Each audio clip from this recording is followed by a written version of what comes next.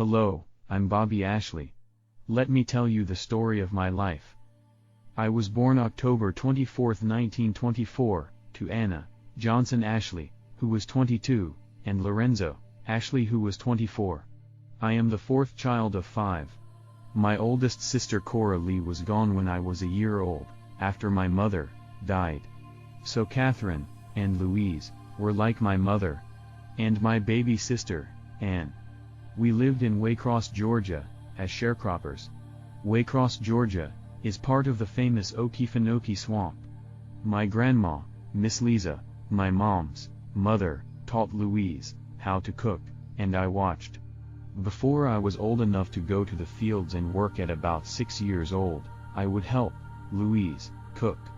I would peel the potatoes or carrots, and cut the celery and onions. Before we all grew up, we all could cook. My dad would chop the wood for the wood stove, and I would bring it in for the stove. We had no electricity or running water, and the outhouse was way out back. When I was 6 or 7 years old, and could not hold it at night, I would be scared to death to go to the bathroom. But Dad said, I gotta be tough. And I learned to be tough. So you know what I am talking about? Let me tell you a little about Waycross, Georgia. There are 621 species of plants growing in the swamp, like the longleaf pine tree. Animals include 39 kinds of fish, 37 amphibians, 64 kinds of reptiles, 234 different kinds of birds, and 50 different mammal species.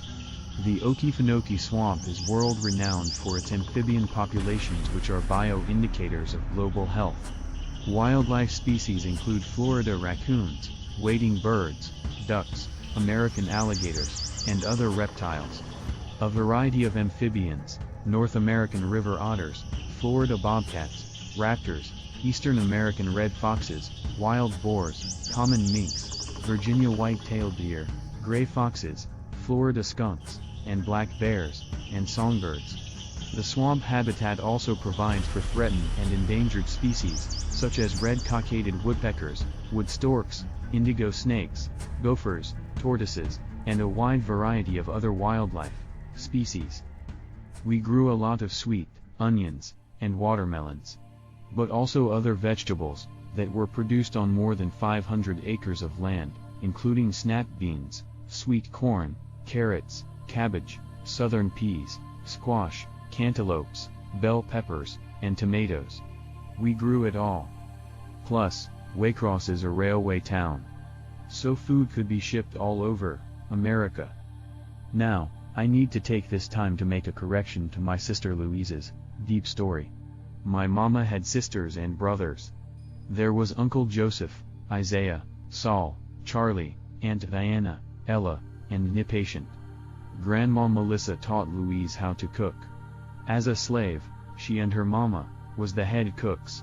Aunt Diana and Nip Patient, from time to time, would check in on us to make sure everything was okay and help out.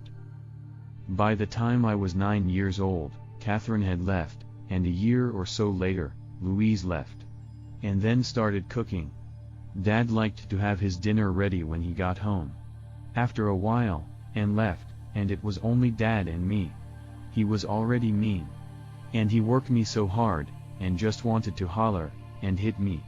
I didn't have to take that. So, I love you, Dad.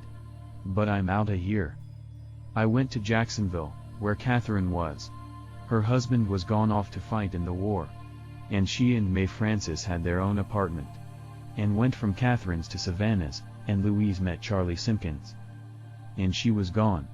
Catherine bought me some nice clothes, and she introduced me to the great Black Way in-law villa. It blew my mind. Don't forget, I was a country boy out of the swamp. I got a job in a soul food restaurant on Ashley Street. Can you believe that? That's where I met the love of my life, Dorothy. She was working there also, the most beautiful woman that I had ever met. Let me remind you again. I was a know-nothing country boy, right out of the swamp. At first, she was hard to talk to. But she was from Georgia also, that was my in. I sweet-talked her, and soon, we went out to the movies, dancing, and out to eat, and everything. Not long after that, we were married. We got a house at 2308 Moncrief Road, in Jacksonville, Florida. We had 4 children. Lorenzo in 1942, then Mary, Jimmy, and Cecil.